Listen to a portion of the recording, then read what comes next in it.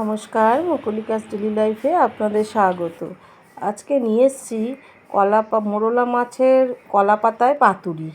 তা আপনারা সবাই জানেন, তবু আমি আমার দিক থেকে বলছি। তাওয়াতে মোরলা মাছ পাতুরি করব।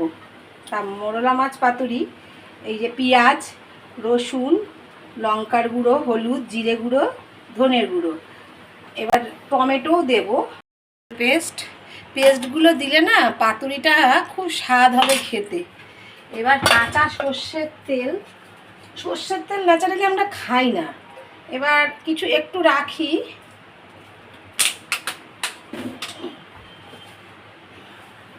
খেয়েছো একটু কমেন্ট করে জানিও, এত টেস্ট হয় না জানো। আজকে আমার বাবার কথা খুব মনে পড়ছে, মানুষটা নেই। এই জিনিসটা আমার বাবা বানাতো উনুনে মাছ, মোরলা মাছের পাতুরি এক্সিলেন্ট। নুন দিয়ে আমি পুরো মাছটা মেখে নিলাম। মেখে এবার আমি কলা পাতাটার জন্য তৈরি করছি। তাওয়াটা আমি বসিয়ে দিয়েছি আগেই।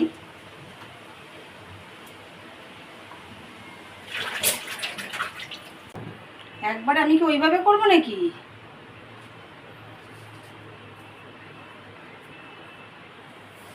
বেঁধে করবো, দাও আগে দিয়ে উপর দিয়ে আরেকটা, হ্যাঁ, তারপরে টেনিয়ে আবার উল্টে দেবো।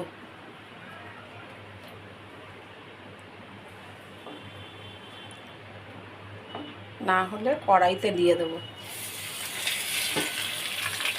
এইভাবে আমি দিলাম, দেখো। এবার এর ওপর দিয়ে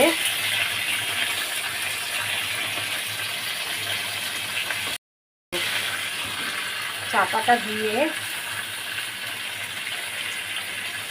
ভালো করে সিম করে ঢেকে দেব। কলা পাতার মোরলা মাছের পাতুরি।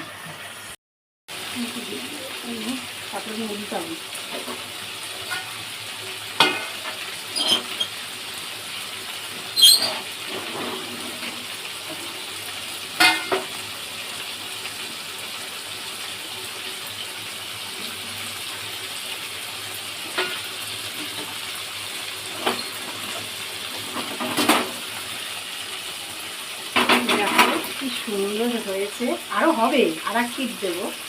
এই পিঠটা উল্টে নিলাম।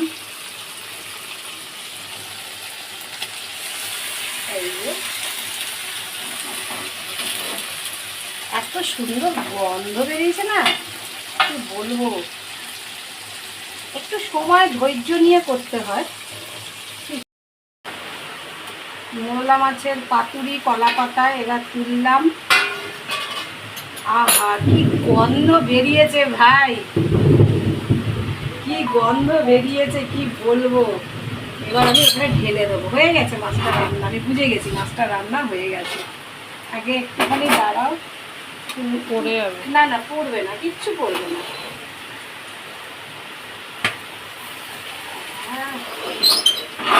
আমার বাবার কথা খুব মনে পড়ছে জানো, আমার বাবা খুব উনুনে করতো এই জিনিসটা। আমি গ্যাসে করলাম, তখনকার জন্য অনেক বছর আগের গল্প আমি বলছি। তখন কলা পাতাটা পুড়ে গেছে। তখন কোথায় ছিল এসব গ্যাস ট্যাস। দেখো কি সুন্দর হয়েছে দেখতে, এত সুন্দর গন্ধ। আমি তোমাদের, এত সুন্দর গন্ধ, দেখো কি সুন্দর, এত সুন্দর গন্ধ আমি তোমাদের বোঝাতে পারবো না। কলা পাতা স্মেলটাই আলাদা, দেখেছো? দেখো দেখো কি সুন্দর, খুব সুন্দর হয়েছে, খুব সুন্দর। খেতেও আমি জানি খুব ভালো হবে। কলা পাতায় মোরলা মাছের পাতুরি যদি ভালো লেগে থাকে, লাইক, শেয়ার, কমেন্ট আর ইউটিউবটা সাবস্ক্রাইব করে দেবেন।